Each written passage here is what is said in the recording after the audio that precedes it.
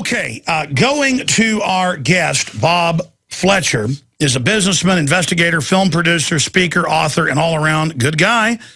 And I'm not going to go over his bio myself or even give you his website. I want him to do that because I like to have guests on in their maiden visit with us to describe how they woke up. And he woke up running right smack dab into the CIA. I woke up when the police were dealing drugs in the town where I lived and busting people who had them later. And then I spoke out and they threatened to kill me. So that's how I found the rabbit hole. Bob Fletcher joins us for the balance of the hour. Bob, great to have you on with us today. Tell us about yourself and how you woke up. Very good, and it's my pleasure. Thanks a lot for having me on. And again, it's strange. You and I missed each other all this time. It's my fault. I should have screamed at you, I guess, earlier, and we could have shared some airtime. As far as how I got started, it's absolutely mind-boggling, and I'm going to really have to abbreviate this. I love to tell the whole in-depth story, but it takes so long that then it cuts into everything else that we might want to cover. I had a toy manufacturing company in Atlanta, Georgia, and this is in the mid-'80s, 1983, 84, 85, that period of time. I manufactured puppets and unique little baseball hats with everybody seen them. Originally was one of my ideas, and that was with the funny little animal faces on the front of them and all that stuff. And basically doing very well. We were expanding. I had a retail operation, and the toy is extraordinarily. My primary product was very, very unique, and we were selling them giant numbers. I couldn't even keep up with it. And I ran into a guy in New York City at a giant marketing and merchandising show. And as in those shows where they have 35,000 buyers show up at these gigantic exposés, and I just gathering up business cards of people that were interested in buying my product. And basically I would just gather it up, write a little note on the back, and put the card down with full intent to get back to him later on. When I got back to Atlanta, I contact this one number that I look at on the card once I get back to my factory, and I look at it and I said, well, this is my address. And I looked at it again, and I said, yes, this is my address.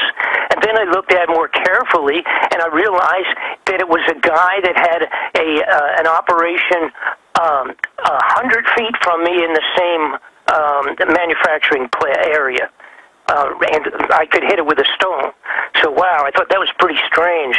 Anyhow, to make that long part of this rather short, apparently I had been targeted by this guy, and I think primarily because the previous 5 years of my life, I had an international marketing company and had actually been partners with the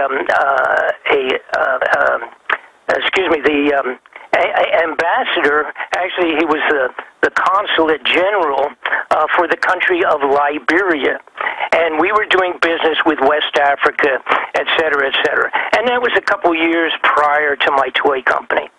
So I found out much later that was the reason I was targeted. Now, when I say targeted, here's what took place. I merged my business with this guy. He owned 2 or 3 companies, a gigantic company, or I say gigantic, well, it's a large national company where he sold novelty watches to 7-Eleven stores and things of that sort.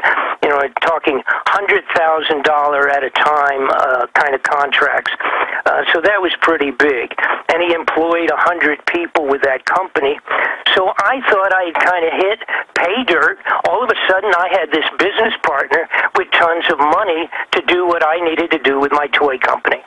Well, the bottom line was this guy was a major covert supplier of weapons for the Central Intelligence operations worldwide. And that's his intent with my company and with the other company that he had, which was his watch company, was using them as covert fronts to be wherever he wanted to be. In my case, he had a full intention of moving and having myself function as a courier into Angola. That's where the African connection comes in. And needless to say, it blew me away. The first couple of months was great. The money was flowing. This guy was going to do television advertising with my toys, and et cetera, et cetera. We were just going to go to the moon with what I was doing. However, when one day he said, "We're going to have some visitors. I want you to meet them," they turned out to be General Heine Adderholt and General John Singlob, that people would meet a few years later in the Iran-Contra investigations.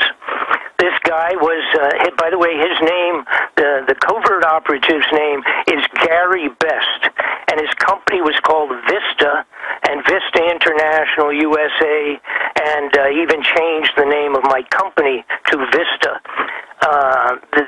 Long and short, why did you get out of it? Well, in short, eventually after meeting generals and finding out about what was going on, or at least finding out partially what was going on, like I say, he wanted to bring me in to function as an international courier. The downside, he says, was that if you talk to the wrong guy, you're going to be killed. I thought that was kind of negative compared to the positives.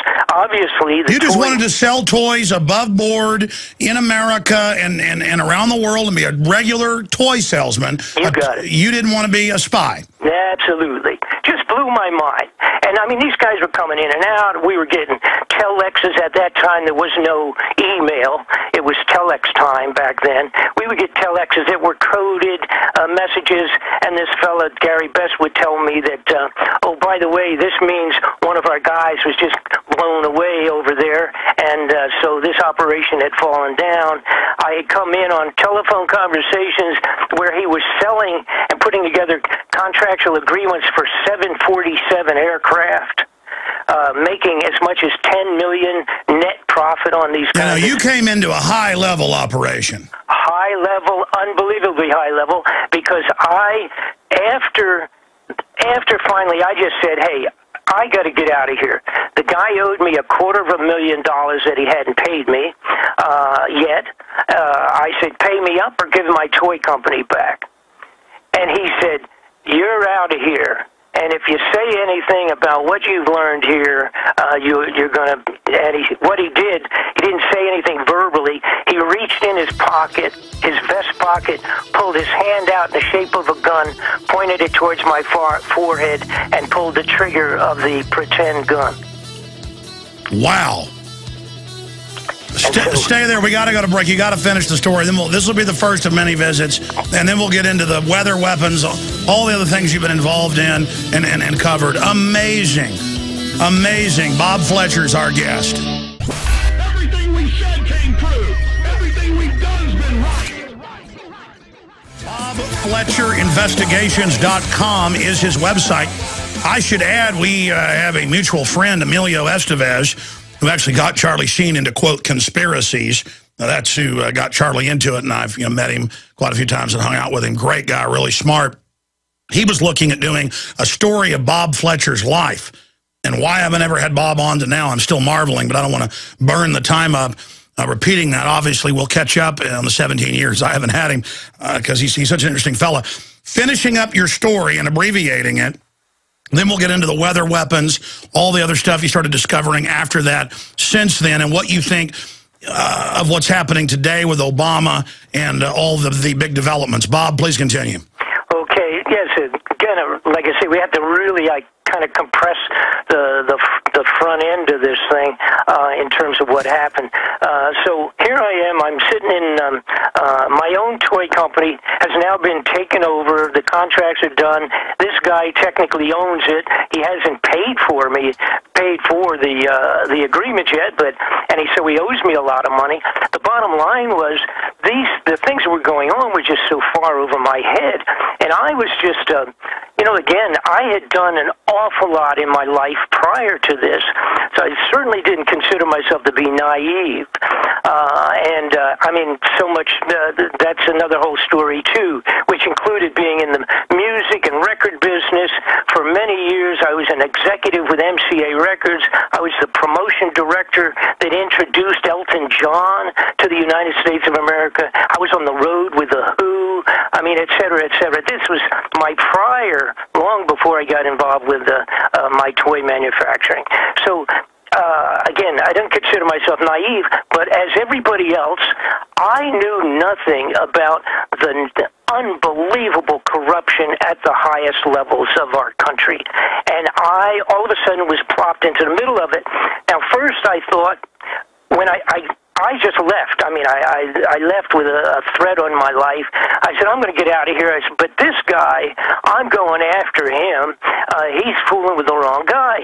So I get with my lawyer friend right away, a friend of many years, and a lady and her husband who actually used to work for me. And I got with her and I said, spelled out this whole thing, and she said, well, this is, you know, we just go in and file lawsuits against this guy and find out who the heck he is. Well, when I went first to, and again, I have to compress this or we're going to run out of time, I went to, believe it or not, I called the CIA, okay? You can't talk to the CIA. They told me that. I tried to set up an appointment with somebody, and I said, you are the guys that have to look into this. So that was nothing. That went no place at all. Next point, I touched base with the ATF, with the firearms people. I said, this guy a couple of weeks ago threw the brochure on my desk telling me this was something new that we were going to start handling. I thought maybe it was going to be a new toy, and it was a Hellfire missile. This guy was putting together contractual agreements to supply the Hellfire missile to some of the covert operations at that time. He was in the middle of the Iran-Contra stuff. He was assisting General John Singlab, General Heine Adderholt, and General Richard Secord. And believe it or not, I met in my toy factory Bo Greitz. When he came back from one of his POW adventures, Bo came through the factory. I met Bo, and then, of course, later on, Bo and I end up speaking together on the same platforms, the same speaking engagements, and we became close friends, and he even ended up performing my wedding ceremony with my present wife. Anyhow, that's another whole complex, crazy story. But the bottom line was I left, was unable to get any place with finding out who this guy was, you know, who he really was. Nobody, obviously no cooperation. A year later, approximately 1986, 87, I see the Iran-Contra stuff is starting to be investigated. Senator John Kerry's people investigating. And I'm watching the TV, and I heard a name or two, and I said, these are the guys that were in my toy factory. So I called up, believe it or not, just called straight in, dialed in, and I contacted Senator John Kerry's office, and I said, these people that you said you didn't know who they were, I know who they are. So one thing led to another, and I became involved with the Iran-Contra investigations. I was interviewed as a witness, and I became a federal sworn witness in the Christic Institute's legal action against all of these armed smugglers. You're a brave man, Bob Fletcher, joining us here today, and we'll be right back and get into the latest info with him. I always really enjoy the information that we get from folks who've been fighting tyranny 20, 30, 40, 50, 60 years. And Bob Fletcher's been doing it since the mid-1980s when he ran smack dab into it. You know, people that are ignorant who don't look at the info, they sometimes say, are you sure there's a corrupt shadow government? Which now it's out in the open. But are you sure? And it's the things I've seen, the things I've witnessed. Oh, yes, it's real. And, you know, here's Bob Fletcher, the same thing, Iran-Contra witness, all of this. To make a long story short, any other points on that? Then let's get into your journey of then discovering this whole shadow system and where that's led you today. And what is number one on your radar right now, what some of your new investigations are, what you're most concerned about? Well, okay, sure. Let's just kind of, yeah, like I said, the front end of this thing is amazing, all the ins and outs and everything, which, by the way, I've done. I'm finalizing a book now, and all I'm going to need to do is get a publisher. That may be a trick. I need to get somebody to help me out on the publishing side, because my book is now finally, you know, down to finished. And I'm talking as of maybe 2 weeks ago. And the rough draft of that is what Emilio Estevez had looked at, and his initial statement was that it was the greatest thing that he had read in 5 years. But he vanished on me, and I'm not sure. I think maybe there were some names in the book that were maybe close friends to Martin Sheen and his father or whatever, but I don't know what happened there.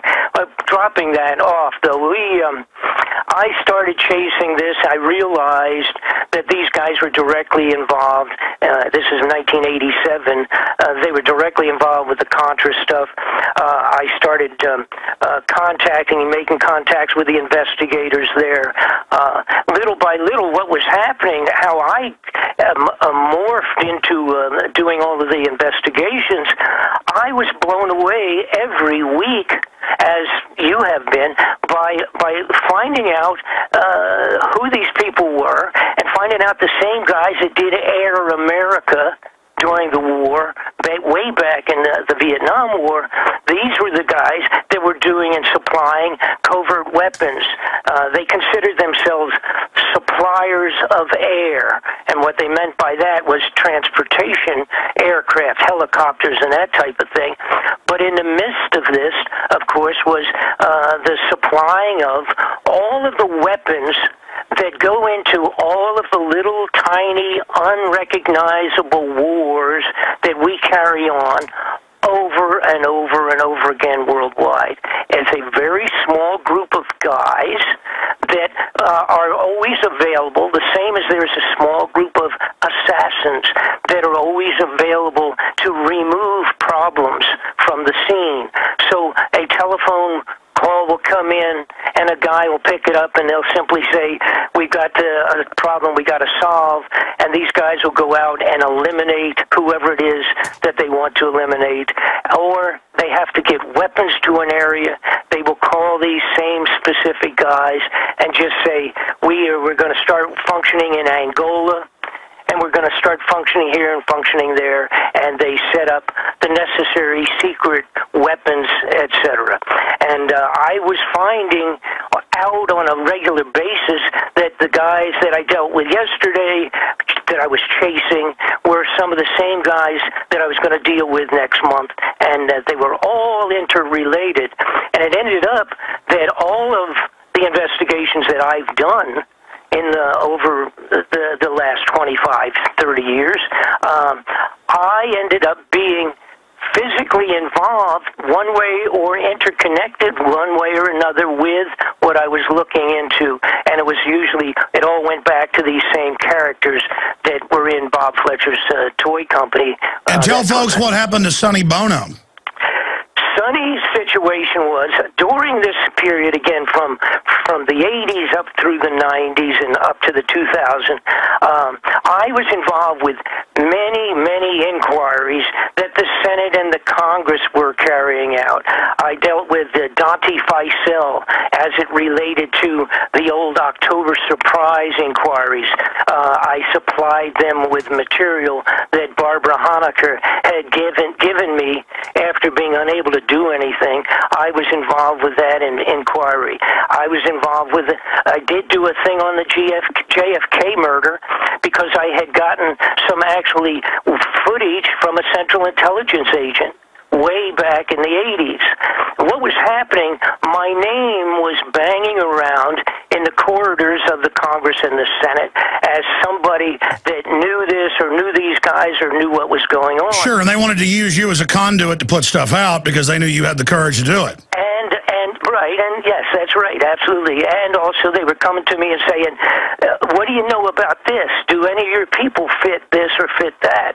I was even hired by Manuel Noriega's lawyers to do an investigative report for him.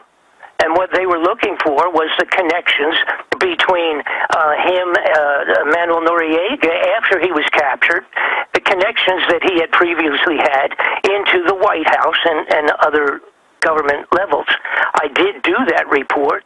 I was paid by the lawyers, but they ended up actually not doing anything because they were also in bed with some of the bad guys that I was reporting on. I was asked by Arlen Specter to do a report on the Oklahoma bombing, because when I testified before the United States Senate Intelligence Subcommittee... See, that's what's crazy. I forget to say I've seen you on C-SPAN. Folks, this sounds... all of this is true. I mean, Bob, I guess in 30 years of fighting tyranny, you have seen so much. Everything, and like I said, it went from one to another, and they were always some kind of an interrelationship. It was either with an event tied to an event, or people that did A and B were doing C and D. And then sometimes the people who are actually doing the crime have somebody investigating it because they want to have an investigation and look like they were looking into it so they can spin it and then use it against other people, and they're all blackmailing each other. I've had high-level former famous spies and others tell me, generals tell me, Jones, the reason you're alive is because, you know, the system in a way finds it entertaining, and it's almost a way that everything's just fleshed out so they can look at it from different perspectives, but there's so many different camps involved. No one wants to kill you because you're so well known. Then that can be used to be blackmail against them. So the way it's been put is there's too much paperwork. There's no question about that. That's absolutely, you're right on with that. Now, there have been a couple of attempts. One time, when I was in the middle of the Iran-Contra things, et cetera, doing exposés relative to that, a guy drove a station wagon through my sliding glass doors and missed killing me by 3 feet in my office. That's their favorite way to kill you. Well, I was about to say, if it's a certain case where you've got original data that can get them, that's when they kill you. That's right. Right, and there's also different ways to do it, and there's 2 or 3 other events, but we'll talk about that some other time. But on Sonny's case, I had delivered... as a matter of fact, it was related to originally I believe probably one of my journeys to Washington, talking to some of the Dante Feisel's people, doing or Henry Gonzalez. I did things relative to the finances when he was connected with investigating some of the financial garbage going on. He was a congressman out of Texas. Anyhow, the bottom line was somehow we crossed paths. I crossed paths in Washington with one of the guy that ran Sonny's offices, Sonny Bono. And I told him I was working on this major thing connecting the CIA and drugs. Now, this was after the Waco events and all of that stuff.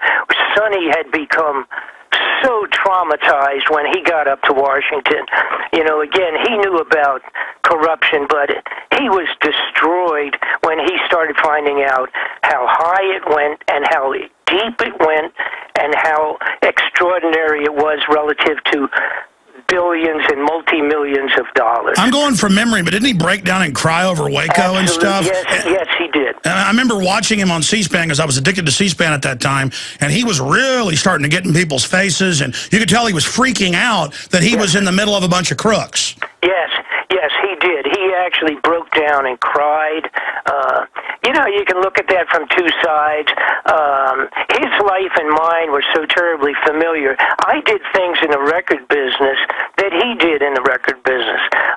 He, of course, became much more famous, but nonetheless, he and I ran down mutual railroad lines side by side, like you and I. But anyhow, to get back to what took place there, so I told Sonny was looking into the narcotics, etc., and and of course Maxine Waters was doing her theatrical thing relative to it on the floor of the Congress, screaming and yelling about the connections. So at that time now, I was living in Los Angeles. All right, this is early 90s. I had moved to L.A., and Congressman Waters' offices were right close by. I contacted them, and I said, I'm going to finish this report in a couple of weeks. I'm going to give it to you. And I said, now, this names names that you're not going to want to talk about. You know, and they said, which of course I heard that before, they said, oh, we don't care, wherever the chips fall, you know, in the name of honesty, you know, and I thought, yeah, ha-ha, on that one. So I supplied her with a copy of this, her offices, and I supplied Sonny. Now, Sonny took a couple of months. In that interim period of time, Waters slowed down and was no longer screaming and yelling about the narcotics being supplied to the streets of America by our high-level government. Somebody had gotten a message to her because she was on the news before that, I remember. Right. She was going and confronting the CIA director, Mike Rupert was. Right. That was big news then. Right, and Mike and I are good friends, too, by the way. But, okay, so we go. So she did nothing. As a matter of fact, part of that, believe it or not, something that was missed, but Greenspan, Alan Greenspan, visited her, walked the streets of her backyard in California, in Southern California, and promised her $100 million, if I remember right, financial assistance. Now, I don't know where the heck he's supposed to get that assistance, but they got an awful lot of community assistance exactly in this period of time. I'm talking within a couple of weeks of what I'm talking with the report, and that was the end of her. She never complained anymore. So not to say that that was directly related, but it's very possible. And for those that don't remember, inner city areas were turned into war zones when the CIA started bringing the crack in, and there were actual people so drugged out they wouldn't eat or even drink that looked like zombies with all their hair falling out. Literally, because I grew up in Dallas and saw a lot of these. They look scarier than actual, fake zombies in movies. So I could see why she was wanting to get the drugs stopped being shipped in. But I mean, that's like putting a Band-Aid on an axe wound to say, oh, here's $100 million for community stuff. Yeah, I think actually she wanted to just get the credit. I don't know whether she really had a lot of care for that, but for that area. Okay, so I supplied my report to Sonny, and by the way, which is one of the ones that I have available at my website, and that's the one on, it's titled it's titled The CIA and Drugs, et cetera, et cetera. I supplied this in a DVD form. Sonny finally got to look at it.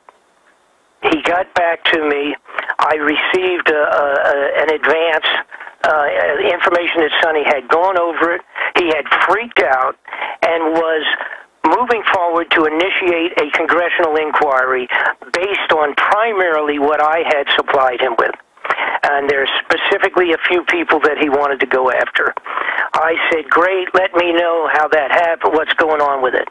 Another month went by or whatever, and I received the call right in the middle of December, and I was told, Bob, Sonny has it all set up. In 3 weeks, when he comes back from the Christmas holidays, we're going to begin the inquiry into all these characters and everything that's going on. We want to make sure you're going to be a witness and that you will assist us to go from there forward. I said, absolutely. I'm in Los Angeles now, but when you need me, you let me know, and I'll be in Washington, and let's go and do it. And the big deal was that Sonny had said that they had set up subpoena powers for the congressional inquiry. Now, this may not mean anything. It's just a word to a lot of people. But the bottom line is that commonly, with all of these inquiries that are by Congress and Senate, they're shut down all the time. They're sidestepped. We are lied to. They come in. They have experts that come in and sit on the committees. They know how to shut up everything. Well, here's an example. The TSA ordered Congress not to have all these top forensic security experts testify, proving their machines are frauds and it's all theater. And they tell, that was in the news the other day, the TSA tells Congress, and Obama tells Congress what he can and can't do. He tells Congress, hey, we're going to have a war, and you're not over that. The UN is now. Yes, absolutely. So the total control thing by this time is just forget about it. Anybody that thinks you're going to get anything done, you know, like the idea of write your congressman, phew, give me a break. That's almost a comedy routine. But let me get to the most upsetting thing in 30 years in my life, I think, was the Sonny situation. So what happened is he gets my report. They're going to move forward with the subpoenas. Subpoenas means that they're going to be able to tell these people to answer the questions or do jail time for not answering the questions. That's the difference that Sonny had set up. He was going to be on this new intelligence committee. It was everything was set and in place. And so I said, great. I wished them all a nice Christmas, and that was it. 10 days after I received that telephone call, Sonny Bono was murdered on the top of the ski slopes. Period. End of story. When it happened, I just totally freaked me out because the bottom line is I genuinely feel somewhat responsible for his death because I know the materials I sent him and the phone call I had gotten 10 days earlier was the last straw for the bad guys. They were in a position to either stop and actually they had to kill and terminate Sonny before he came back, which would have been about 10, 15 days after he was killed. They only had 10, 15 days left. If they hadn't killed him and where he was going to move forward with the investigation would have been started and somebody would have finished it even if he had been killed then. Incredible. Going back to Bob Fletcher of BobFletcherInvestigations.com. Finishing up with the Sonny Bono, because I want to spend a little bit of time with you. And then if you want, we'll have you back next week or the week after to really get into weather weapons and everything I originally wanted to get you on with. But I remember 93, 94, watching Access TV, people putting Bob Fletcher investigation videos on. And it was just, I was like, this guy's really credible. I've seen him on C-SPAN testifying to Congress, but then he's talking about weather weapons. That was just too far out for me. Now it's just, oh, the government's weather modifying, but it's secret. And it's everything Bob exposed. So I'm going to do a whole hour with him on how he knew all that. But finishing up with Sonny Bono's murder. Okay, sure enough. And like I say, we end up running out of time because whatever, we're talking 30 years of crazy stuff here. So with Sonny's case, I called Sonny's office right away to my longtime associate up there for a few years, and he would not take my calls. Now, this is a guy I normally would eat lunch with in Washington, and so this is right afterwards. So then I knew I was right. The worst situation had happened, that he had been hit. So I started chasing it, and I had done a profuse inquiry. It took me a long time. They were totally withholding the autopsy reports, which I guess I'm still the only guy that's gotten it. They're holding a little bit of it back, but the autopsy in reality shows that he had. There's no way he could have run into the tree. That's all baloney. I got the footage of the area that was taken only a couple hours after he was found, and all the rest of that. I did an extensive. I've done a DVD report, which is available at my website also on Sonny's murder. But the bottom line, without getting into all the intricacies of it, there's no question it was impossible for him to go fast enough. He was 120 feet inside the tree line where he was off of the ski run. He was up actually in the woods. What did they do? Like taser him and then drag him in and beat his brains out, or what'd they do? You know, that part I'm not positive. It's one of two things. Either they had a deal somehow to like meet him. It's possible somebody told him they were going to give him information for his investigation, meet him secretly there, or he was hit someplace else and brought up on a ski sled and then rolled over into the snow and dragged up against the tree. But he was pistol whipped on the right side of his head, probably by a left-handed assassin. Yeah. Well, they said on the news, Benazir Bhutto hit her head. She's on tape being machine gunned. We'll be right back. We're catching up on 17 years of me never having Bob Fletcher on air. We're tentatively setting him up for next Thursday in the 3rd hour. He'll be on sometime with us next week, probably next Thursday. We have a special guest, by the way, on the Nightly News Style. I'll tell you about that coming up in the next segment. But listen, for folks that aren't online and can't go to BobFletcherInvestigations.com and check out your films and materials and special reports there that are in text, is there a P.O. box or some other way for folks to contact you? Yes, as a matter of fact. Guys, grab up a pencil there. It's Post Office Box 216. Bayview, B-A-Y-V-I-E-W, Idaho 83803. That's 216, Bayview, Idaho 83803. And drop us a note if you're not online. We'll send you a little catalog, shows you what we've been doing. Wonderful. We've only got 4 minutes left with you, and you're on next week, graciously. On the world today, on all the craziness, the NDAA, I mean, everything you talked about's come true. I mean, this is crazy. What's your view in the general world, where we're headed, what the New World Order's up to? Well, it's going to be interesting because I'm not sure. They're having to mix the crazy stuff that they're artificially put on us with some of the real changes of the earth, so to speak, that may put us into dire emergencies. So between the false stuff that they're applying and the real stuff that's coming down from nature, I don't know if they know what to do. But what's really spooky, and I have not investigated very much, is the multitude of gigantic underground facilities that the bad guys have spent our money on, preparing for themselves to have a place to jump and hide when the stuff hits the fan. And so, I don't know, it's putting them into a little trick bag. I don't know what they think they're going to be controlling if, in fact, everything's blown up and flown apart above ground.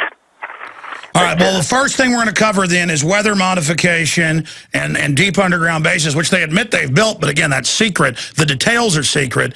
Unbelievable amounts of money there. What else are we going to cover next week? Well, we can talk about, of course, I'll tell you something, that is some brand new things that nobody's ever even, I've not even talked much about, is the bombs, the Oklahoma. You know, we have the anniversary coming up in a couple of weeks on the Oklahoma bombing, and I have connections that I will talk about for the first time on your show relative to what I've discovered on that. It's really, it really freaked me out, and it's very real about who was involved with some of that, the rest of the bombs. That they you better say real quick and give the details next week. We don't want you to die in a skiing accident. Just real fast, who? Oh, and Gary Best, the arms dealer that was in my company, I found out, had moved temporarily 1.5 miles away from the bomb site and had previously supplied electronic detonators for C4 plastics for the Contras, and he was in Oklahoma with a covert operation. Well, we know the head of anti-terrorism was there and got caught lying about it. Well, and of course they did retrieve a couple of bombs that did not go off. Yeah, that was on the news. And they disappeared. Yeah, we have that all on video, of course. Well, we can talk about that, and or we can talk about some of the weapons that people just would not believe that we utilized and tested down in Panama when we invaded the Panama. We did the Panama invasion. Super weapons. Right. Well, laser weapons that melted humans. And we have some of that, unfortunately, on video, which is pretty disgusting. Yeah, I've seen that in the Panama deception. Wow. Okay, we're going to cover it all next Thursday. I'm going to call you in about 10 minutes to double check. You haven't been able to see your schedule yet. But next Wednesday, next Thursday, Bob Fletcher, full hour to get into all the other stuff. Amazing. Bob, thank you so much for spending time with us. God bless you. Take care. I'll say bye to you right now. Bob Fletcher, investigations.com. I'm Alex Jones with Infowars.com and PrisonPlanet.tv. If you believe in this information and want to support its viral spread, go to the InfoWars store at Infowars.com. We've got the new G.I. Joe Infowars t-shirts. We've got the incredible Pro Pure gravity-fed filters available at Infowars.com in the store. We've got a new DVD, Scientists Under Attack, the Don't Tread on Me flag. We've got all sorts of different bumper stickers to help spread the rebellion virally. It's all there. Wristbands, citizen rule books in every order. Order online at Infowars.com today. The water filters, the canteens. It's all there. Infowars.com.